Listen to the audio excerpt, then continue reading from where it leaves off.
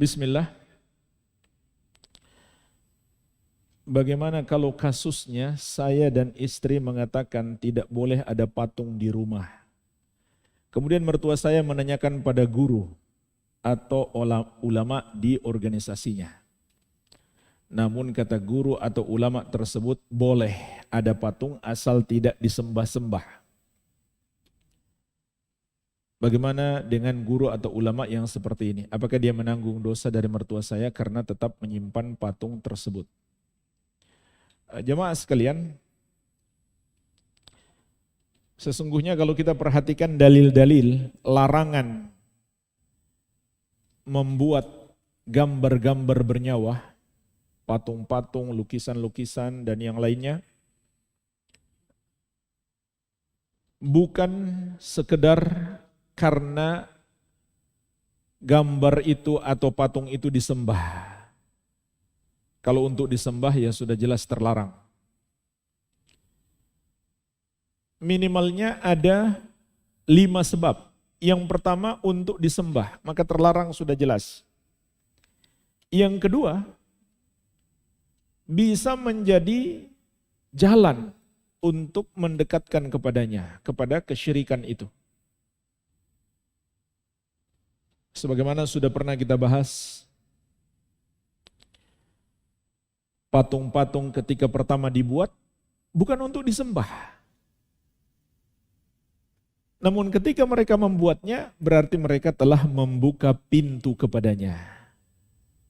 Jadi dari sisi ini pun terlarang. Dan semua pintu kepada syirik besar hukumnya adalah syirik kecil. Kemudian yang ketiga disebutkan dalam hadis, asyaddun nasi adzaban yaumal qiyamah alladzina yudahuna bi khalqillah. Tentang orang-orang yang membuat gambar bernyawa, kata Rasulullah sallallahu alaihi wasallam, di antara manusia yang paling keras azabnya di hari kiamat adalah yang mencoba untuk menyaingi ciptaan Allah. Ini sebab yang ketiga mengapa terlarang membuat patung-patung, makhluk bernyawa atau lukisan-lukisan dan yang semisalnya. Karena itu juga termasuk usaha untuk menyaingi ciptaan Allah. Maka tidak boleh. Kemudian yang keempat, malaikat tidak mau masuk rumah yang ada gambar bernyawa. Malaikat Jibril bahkan tidak mau masuk ke dalam rumah Rasulullah SAW. Apakah Rasulullah menyembah patung itu? Tentu tidak. Dan patung itu ada di depan rumah beliau. Belum betul-betul masuk ke dalam rumah. Tapi malaikat Jibril gak mau masuk. Beliau suruh rusak dulu bagian kepalanya. Baru beliau mau masuk. Dan Nabi SAW juga bersabda, innal malaikata la tadkhulu baitan fihi kalbun wala surah. Sesungguhnya malaikat tidak mau masuk rumah yang padanya ada anjing dan ada gambar bernyawa. Kemudian sebab yang kelima, kenapa membuat patung-patung dan gambar-gambar itu terlarang? Itu juga termasuk penyia-nyiaan harta. Atau minimalnya hal yang gak bermanfaat. Hal yang tidak bermanfaat. Kalaupun misalkan ada orang mengatakan dia dapat penghasilan dari situ, maka itu penghasilan yang haram. Rasulullah SAW mengatakan, innallaha idza harrama syai'an harrama thamanahu.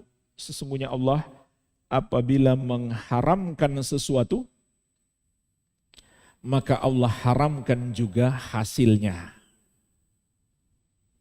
Jadi nggak boleh mendapatkan penghasilan dari sesuatu yang Allah haramkan. Hukumnya juga haram.